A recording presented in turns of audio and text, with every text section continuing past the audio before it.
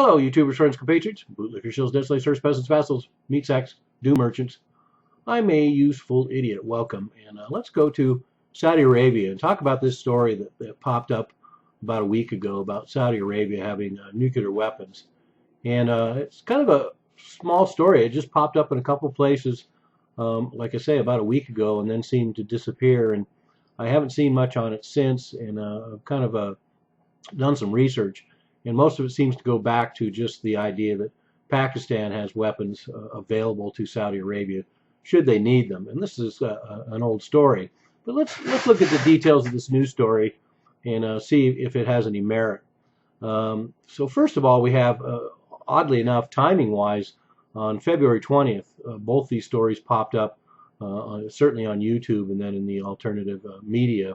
But one is a Saudi political analyst that boasts on Arab TV that not only does the Saudi Arabia have nuclear weapons, but they're going to be testing them soon, which is, considering we haven't really heard much about that, is fairly provocative, and I have a hard time believing that, because certainly the United States is aware of anyone that's involved in testing any nuclear weapons. I think he probably meant something more about testing delivery systems. That seems more likely.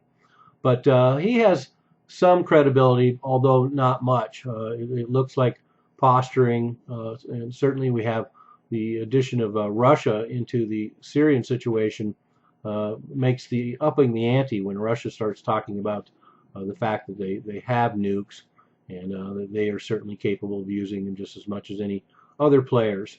And so it makes sense to me that Saudi Arabia would be trying to rattle that sword now, particularly in light of the Iran agreement. Then we have this other story that popped up, and this one's from Fox News, and Dwayne Claridge, a former CIA agent, and he initially talked about, oh yeah, everyone knows that Saudi Arabia has, let's see, 4 to 7 nukes, and then he talks about them being Saudi financed because of this arrangement with Pakistan.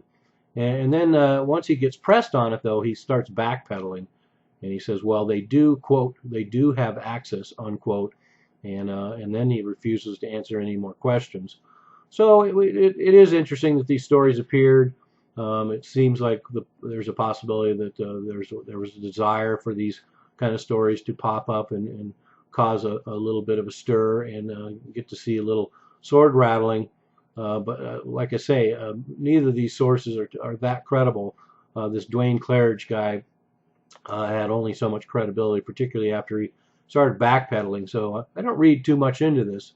But that said, I can say that it really doesn't matter. I mean, if Saudi Arabia has 4 to 7 nukes, it doesn't really change anything right now.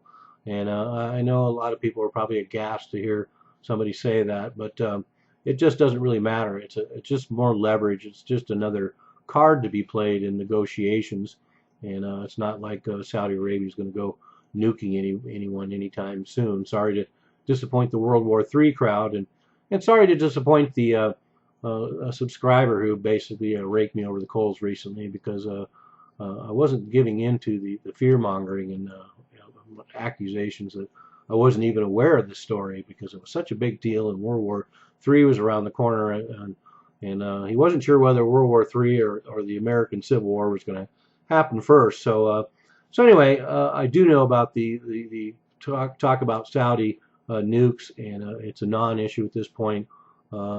Just interesting propaganda thus far, and if we get some kind of state clarification of it, then that will change the story. But in the meantime, I think the story probably is where it stands, where the Pakistanis, because the Saudis helped finance and the Chinese helped build these nuclear weapons for Pakistan, that there is an arrangement at some point should Saudi Arabia want to transfer some of these weapons from Pakistan, then it could be arranged. But certainly we have no way to know if that arrangement still stands, or perhaps the arrangement's already been honored.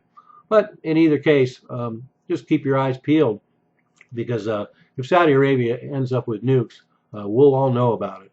I'm a useful idiot. Don't you be one too.